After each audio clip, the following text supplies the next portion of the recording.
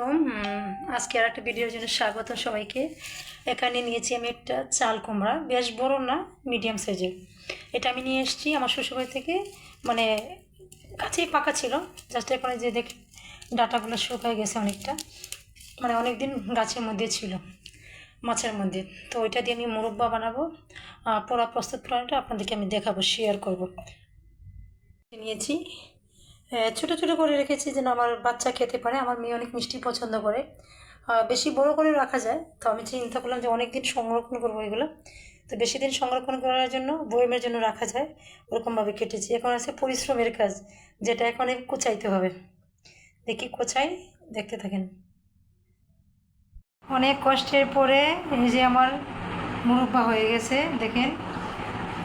Camera একটু লালচে দেখাচ্ছে, কিন্তু এটা সাদা হবে, লালচে না। এখানে সবুজ সবুজ আছে, সাদা হয়ে যাবে। এই যে হয়ে গেছে, একটু ঠান্ডা করছি।